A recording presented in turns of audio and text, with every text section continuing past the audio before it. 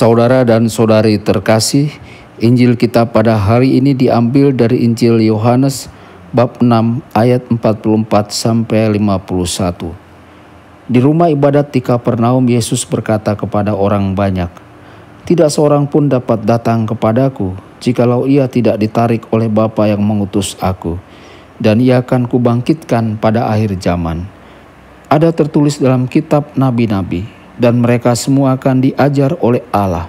Dan setiap orang yang telah mendengar dan menerima pengajaran dari Bapa datang kepadaku. Hal itu tidak berarti bahwa ada orang yang telah melihat Bapa. Hanya Dia yang datang dari Allah, Dialah yang telah melihat Bapa. Aku berkata kepadamu, sesungguhnya barang siapa percaya, ia mempunyai hidup yang kekal. Akulah roti hidup. Nenek moyangmu telah makan mana di padang gurun dan mereka telah mati.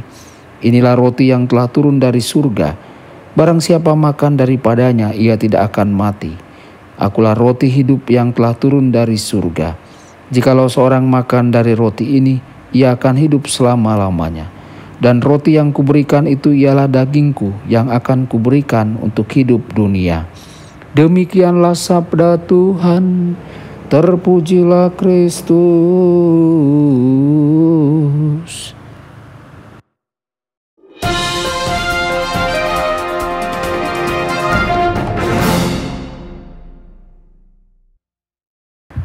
Saudara dan saudari terkasih dimanapun Anda berada, jumpa lagi dengan saya Romo Tedens dalam saluran Warta Kabar Sukacita. Semoga Anda semua dimanapun berada senantiasa dalam keadaan sehat dan bahagia.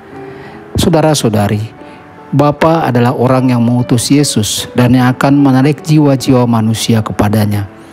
Tidak ada yang bisa datang kepadaku kecuali Bapa menariknya. Jadi orang-orang yang mendengar perkataan Kristus dan tertarik kepadanya pada hari itu melakukannya karena karunia iman dari Bapa. Jika kita hari ini memiliki iman di dalam Kristus, hal itu juga merupakan karunia dari Bapa yang ingin menarik kita kepada putranya. Jika kita memiliki keraguan atau kelemahan dalam iman, maka kita harus meminta Bapa untuk mendekatkan kita kepada putranya dan membantu kita untuk percaya dengan segenap hati dan pikiran kita. Saudara-saudari, kelahiran Kristus terjadi di kota Bethlehem yang dalam bahasa Ibrani Bet dan Lehem, berarti rumah roti. Dia juga dibaringkan di palungan, di mana makanan untuk hewan biasanya ditempatkan. Sebelum menjadi roti yang akan menjadi makanan kita, Kristus terlebih dahulu menjadi manusia. Hanya memberi kita roti yang diberkati secara khusus tidak akan sama pentingnya dengan memberi dirinya sendiri. Begitulah Allah selalu mencintai dengan memberikan dirinya sepenuhnya dan tanpa syarat. Saudara-saudari, kisah Injil tentang Kristus menggandakan roti mau menunjukkan bahwa Yesus berbelas kasihan kepada orang banyak. Aku memiliki belas kasihan untuk orang banyak karena mereka telah bersamaku sekarang selama 3 hari dan tidak memiliki apa-apa untuk dimakan. Dan aku tidak mau menyuruh mereka pergi dalam keadaan lapar karena mereka mungkin pingsan di tengah jalan. Saudara-saudari, belas kasih yang sama ini menggerakkan Kristus untuk memberikan dirinya sebagai roti kita dalam Ekaristi. Dia tidak ingin kita mati karena kekurangan makanan rohani. Kristus dalam sikap kerendahan hati menjadi manusia seperti kita, sama dalam segala hal kecuali dalam dosa. Tetapi dengan sikap kerendahan hati, Kristus turun lebih jauh lagi untuk menjadi makanan rohani kita. Saudara-saudari, semoga kita selalu mempersiapkan hati kita untuk menghadiri Ekaristi Kudus dan menerima Kristus dengan penuh kasih dalam komuni kudus.